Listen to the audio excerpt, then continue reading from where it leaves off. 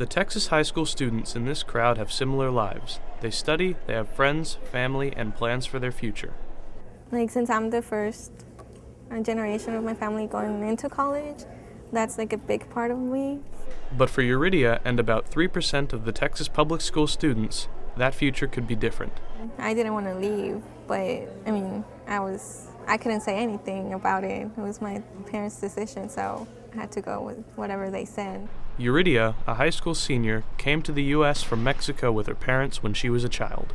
Sometimes I don't get it, students who their parents brought them when they were little and they're legal, they study so hard and keep their grades up and everything, and after they graduate from college or whatever, they can't get a job.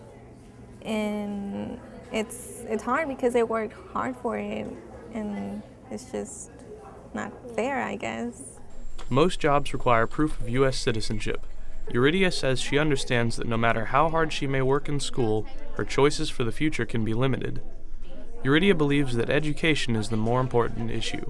I don't think they should make education less in order to, borderline security.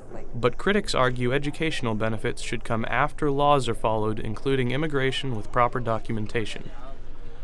Dr. Lucio Calzada is the principal of Austin High School.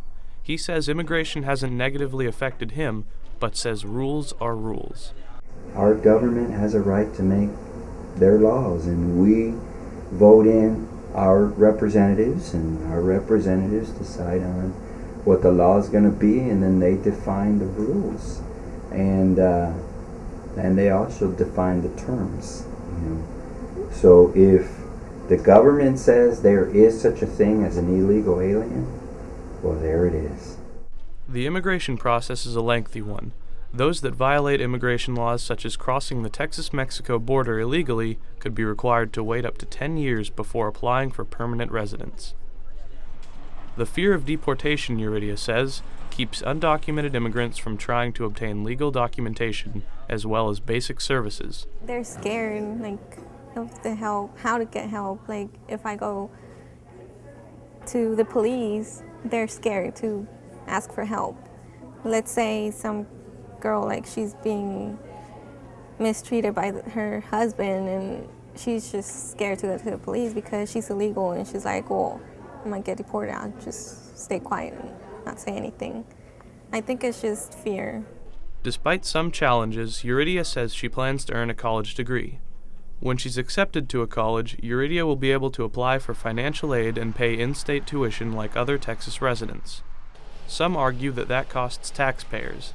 In 2009, the state awarded roughly $23 million in financial aid and in-state tuition for about 3,700 undocumented Texas college students. Over the last year, the U.S. Congress has tried to pass the DREAM Act. Tara Miller, a college counselor, explains. If a student graduates from high school and begins post-secondary education or military, and they do 2 years there, then they can get on a provisional residency. It's a path towards citizenship for some students like Eurydia. The bill has gotten through the House, but is expected to face pushback in the Senate. Reporting from Austin High School for PBS Student Reporting Labs, this is Jim Tata. And I'm Dominique Hutchinson.